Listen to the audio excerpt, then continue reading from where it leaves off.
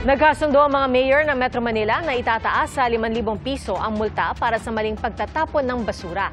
Babantayan daw ang mga daluyan ng tubig gaya ng mga ilog at creek. Saksi, si Joseph Moro. Sa bawat pagbaha, kasunod ay katakot-takot na dami ng basura. Halos laging ganyan tuwing may malalakas na ulan, lalo na sa Metro Manila. Kaya ang Metro Manila Council nagpasa ng resolusyon para taasan ang multa para sa maling pagtatapon ng basura. Kasama sa mga mahigpit na babantayan ng mga ilog, creek, kanal at daluyan ng tubig. Nagkasundo po kami na amyendahan namin ang aming mga ordinansa para maging pare-parehas na nga pong 5,000 pesos ang magiging multa po dito. Except for Pateros, kasi sa Local Government Code or the Republic Act 7160, cities are empowered for fine for a maximum of 5,000 while for municipalities ay 2,500 lang.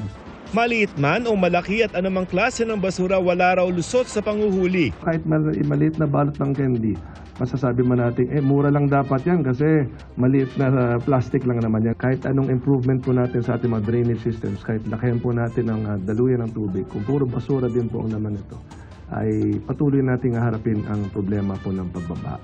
Nagpasa rin ang resolusyon ng Konseho para sa mas maayos na koordinasyon kaugnay sa mga proyektong ipatutupad ng national government. Hindi ito limitado sa flood control projects lamang, kundi sakop ang iba pang hawak ng iba't ibang ahensya ng gobyerno. Pwede rin naming harangin yung proyekto, pwede namin hindi accept kung nakita namin substandard, kung nakita namin hindi within specifications, and more so, pag wala kami nakitang proyekto at all, of course, hindi kami pipirma ng anumang klase ng acceptance. Sana, sa planning stage pa lang, makonsulta na rin po kami para mas maging tama po ang nagiging proyekto sa pangangailangan ng mga mamamayan natin.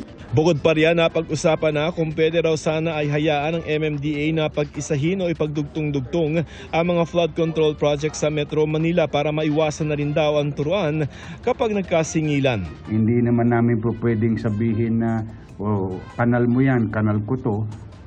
Hindi naman na I think magiging healthy yon for Metro Manila. Para maiwasan din yung every meter may tinatayong pumping station na sayang naman yung pera ng taong bayan because it is not synchronized with the Metro Manila flood control plan. So para maiwasan ang lahat ng experience natin o pointing fingers. Para sa GMA Integrated News, ako si Joseph Morong, ang inyong saksi.